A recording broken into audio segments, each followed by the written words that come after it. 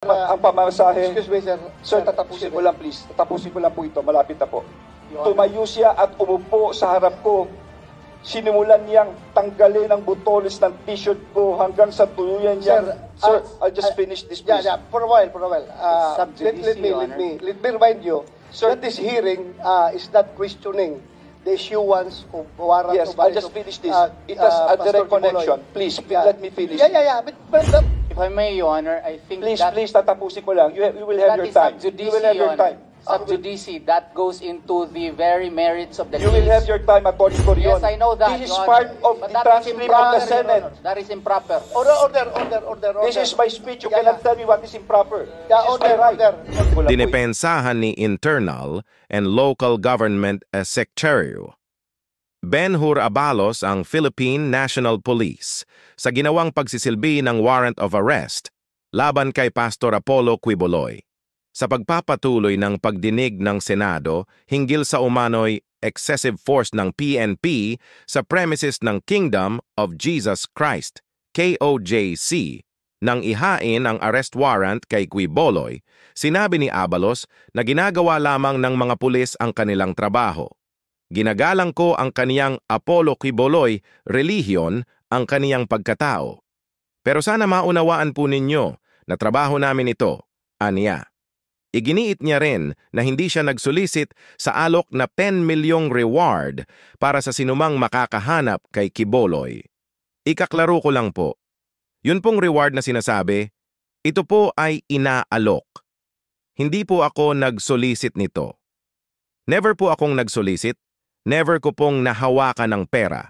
Gusto lang nilang tumulong at sila po ay nag-aalok ng pera sa mga magbibigay ng paraan upang mahuli si Pastor Quiboloy, saad ni Abalos.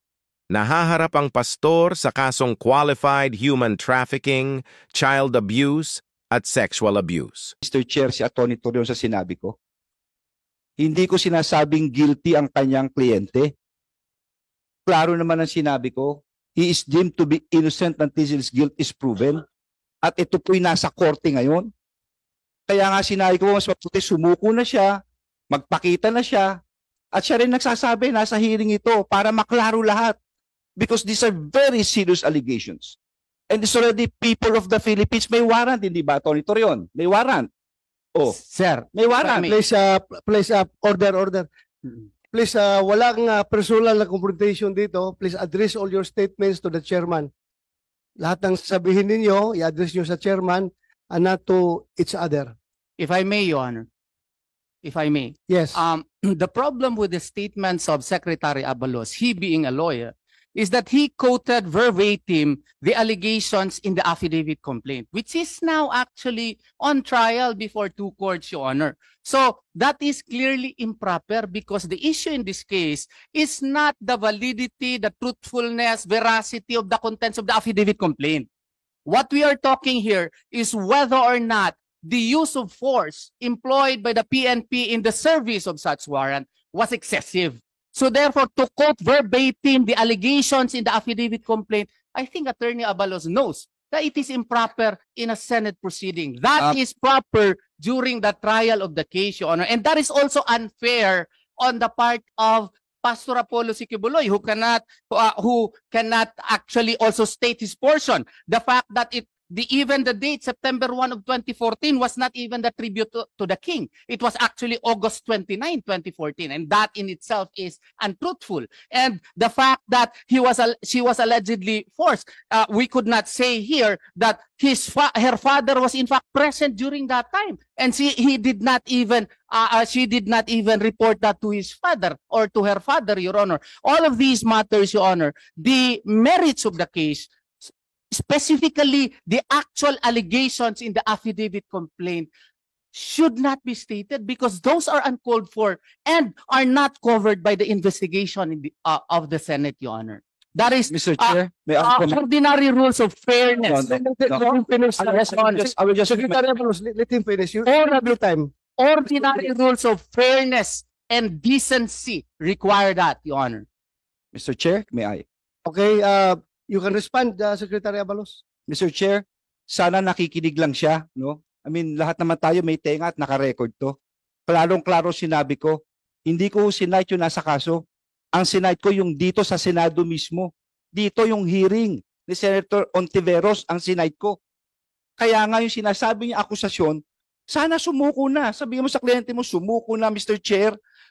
Please, I'm just asking you as an officer of the court para maklaro, precisely so that we can hear his side.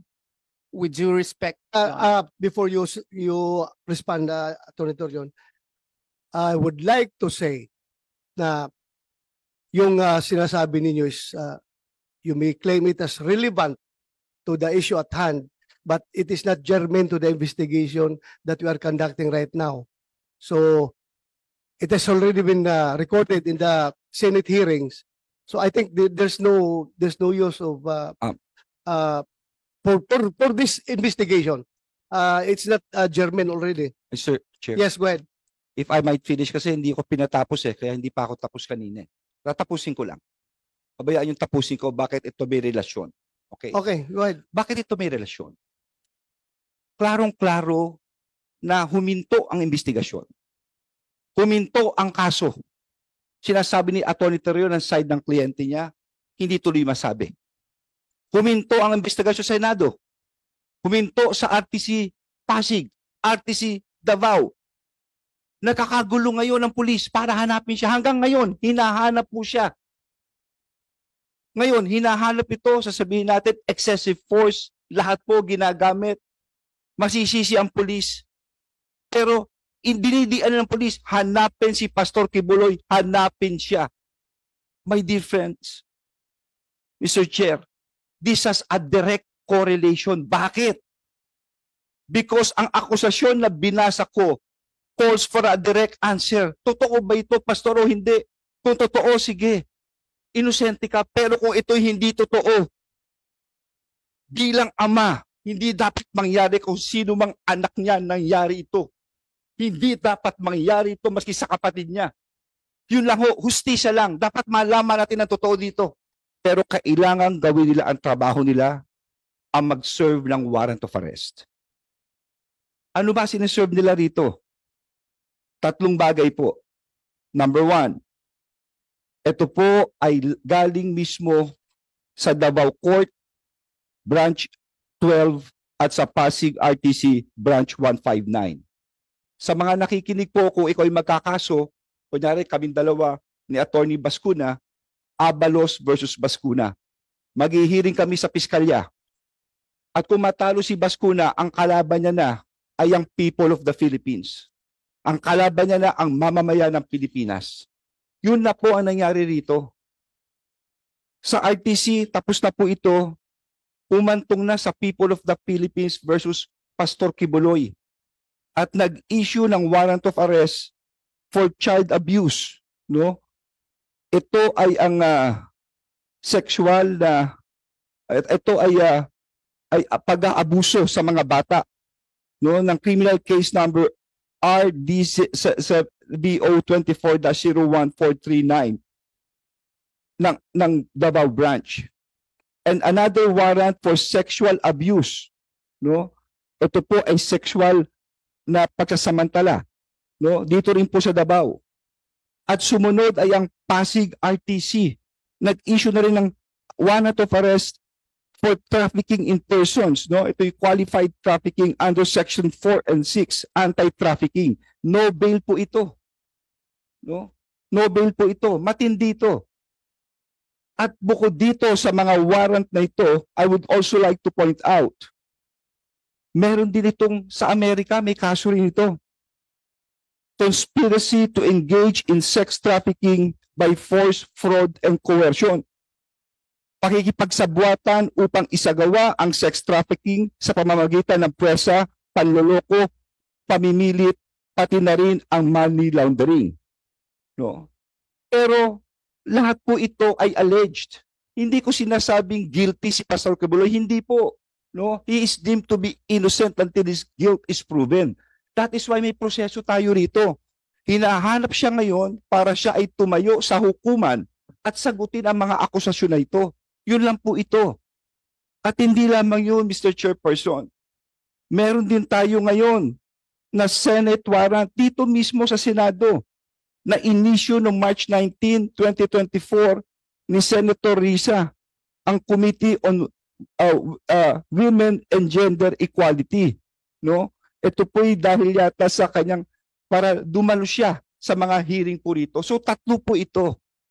Sino magsaserve nito? Ang Senado and again, ang kapulisan. Hindi ko ho kilala si Pastor Kibuloy. Ginagalang ko ang kanyang reliyon, ang kanyang pagkatao. Pero sana maunawaan po ninyo, trabaho namin ito. Tandaan natin na ang basihan ng demokrasya ay ang hustisya at ang basihan ng hustisya ay ang batas. At yan ang pinapatupad namin. Kung hindi namin gagawin yan, babaksak ang buong bansa. Kung tatalikod na lang kami rito. Ngayon, ang tanong dito, bakit namin siya kailangang hanapin? Kasi seryoso. These are very serious allegations. Ang demanda niya. Hayaan kong basahin ko. Dito ang mismo yung testimony ng isang nagreklamo. Ang pangalan niya ay alias Amanda. Babasahin ko lang po, si alias Amanda ay umarap sa Senado sa kanyang testimony noong Enero 23, 2024. At ito po ang sinabi niya. Pagtugtong ko ng 17 years old, mas naging masela na ang pinapagawa nila. Tanda ko pa, September 1, 2014, kasi kakatapos na ng tribute program ng KGC. Tutulog na sana ako. Pero sabi ng isang kasamang pastoral worker, magpunta daw ako sa dining area ng Bible School dahil pinapatawag ako ni Jacqueline Roy. Sabi niya, parte daw ng trabaho ng Ministry of the Pastorals na imasahe si Kibuloy. Sabi niya, special privilege daw ito dahil hindi naman daw lahat nahahawakan at nakakalapit sa anak ng Diyos. Sabi niya, huwag ko daw pagdudahan ng anuman na mangyayari sa loob ng kwarto kasama si Kibuloy, basta ibigay ko lang daw ang sarili ko. Bago ako maligo, pumunta si Jacqueline Roy sa kwarto at binigyan ako ng lotion ng pabango ng Bath and Body Works brand, ang specific Center Enchanted na paborito daw ni Kibuloy. Pagkatapos kong maligo at mag-blow dry, pumunta ako sa kwarto ni Kibuloy sa Bible School building. Pagkatok ko sa pangalawang pinto, pinagbuksan ako ni Jacqueline Roy, inakay niya ako sa may kama ni Kibuloy. Pagkaalis ni Jacqueline, sinimulan ko na ang pagmamasahe. Gising na si Kibuloy nito. Noong itutuloy ko na dapat ang pamamasahe. Excuse me, sir. Sir, Sir, tatapusin excuse ko lang please. Tatapusin ko lang po ito. Malapit na po. Your Tumayo siya at umupo sa harap ko. Sinimulan niyang tanggalin ang butones ng t-shirt ko hanggang sa tuluyan niya. Sir, Sir, I'll just finish this yeah, please. yeah, for a while. Sub judice, Your Honor. Let me remind you, so that this hearing is not questioning the issuance of warrant. Yes, of I'll arrest just of- finish this. It has Pastor a direct Kibuloy. connection. Please, Yeah. let me finish. Yeah. But please listen to me, please, first. What the purpose of this hearing is to determine if there is really overkill in the implementation of the warrant of arrest. Yun lang man ang purpose ito. Wala kami alam kung Sir, there is ano yung direct background, connection. bakit nagkakaso. There is direct. Just let me finish, Okay, Mr. Chairman. sige, go ahead. If I may, Your Honor, I think Please, that please, tatapusin ko lang. You will have That your is time. sub You will have judice, your Your time. sub judice, that goes into the very merits of the You will have case. your time, Attorney Torion. Yes, I know that, It is Your Honor, part of but the that is transcript of the Senate. improper. That is improper. Order. This is my speech. You Yeah. cannot tell me what is improper. Yeah, This is my right. order. I am the chairman. Please listen to me. Let us have an orderly conduct of hearing.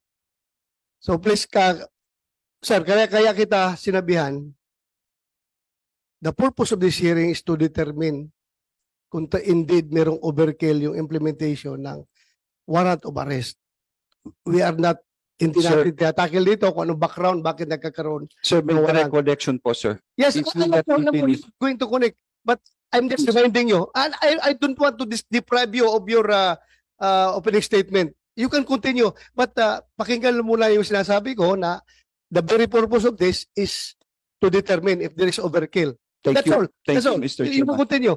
You Yeah. can continue. Tatapusin ko lang po ito. Anyway, this is part of the record of the Senate. Wala akong iniimbento. Lahat po ito'y galing din dito to.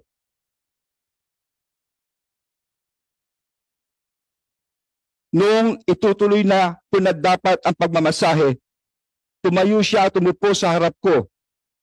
Sinimulan niyang tanggalin ang butones ng t-shirt ko hanggang natuluyan niyang tinanggal ang buong t-shirt ko. Noong nakahiga na ako, pumaibabaw sa akin si Kibuloy. Gusto kong sumigaw ng tulong at tanungin kung ano ang ginagawa niya. Pero naalala ko na bawal akong mag-question. Nanginginig na ang katawang ko sa takot at nakatitig lang ako sa kisame. Pinipigilan ko na ang mga luha ko dahil sobra akong nagulat at walang magawa. Pagkatapos ay tuluyan na akong pinagsamantalahan ni Apollo Kibuloy. Noong siya ay natapos na, pumunta ako sa CR. Tulala pa rin ako. Nakatitig lang sa kisame. At dito nagsimula akong umiyak. Point of order, Your Honor. Nais Thank ko you lang so much. bigyang Point of order. diin na minor pa ako noong nangyari ang mga ito. Bakit ko sinasabi ito? Pakinggan natin ang akusasyon. Kung hindi totoo ito, okay, may karapatan siya sabihin niya hindi totoo. Pero kung totoo ito, dapat lamang siyang managot sa batas. At dapat lamang gawin namin ang katungkulan namin. Alam kong binababoy ako, okay lang yun. Pero huwag bakunin ang bata nito. Order, Yun lang po, order. yun lang po, Mr. Chair. For the record, the chair would like to express that yung lahat na sinabi ni Secretary Abalos were taken up in the previous hearing of the other committee. So that was already recorded in the Senate. So tapos ka na, sir? Okay na, sir? Hindi pa ho eh. Ha? May sasabihin yata si ayaw niya akong patapusin eh. Your Honor, the point of order being that I think Secretary Abalos is a lawyer. That is actually sub judice, Your Honor. It is precisely the subject now of court trial before RTC Quezon City as well as RTC Pasig City. To quote directly from the declarations of an alleged complainant, Your Honor, would be delving into the merits of the case, which is no longer the issue in this case, because the issue in this case is whether or not there was excessive force in the implementation of the warrant of arrest. We are not into looking as to whether or not the allegations of one alias Amanda was true or not. That is subject within the jurisdiction of the court, because those cases have already been discussed and dismissed by the City Prosecution's Office of Davao City, and that has been pending before the Department of Justice for 4 years. Well, it was resolved, and our motion for reconsideration now, Your Honor, is still pending before the DOJ, even if warrants of arrest have already been issued against my client. So it would be unfair, Your Honor, to quote direct from the allegations in the affidavits, because that is sub judice, Your Honor. Mr. And Attorney Abalos knows that. Mr. Chairman, please. Sana nakikinig. Secretary Abalos. The chair rules that this committee is focused on investigating the subject at hand, which is the alleged overkill in the implementation of the warrant of arrest. So please, if I am asking Secretary Abalos if those issues that you are pointing is not connected to the investigation, please refrain from doing so. Mr. Chair? Yes, go ahead. Okay. I'm sorry for my voice. Okay. Sana nakikinig lang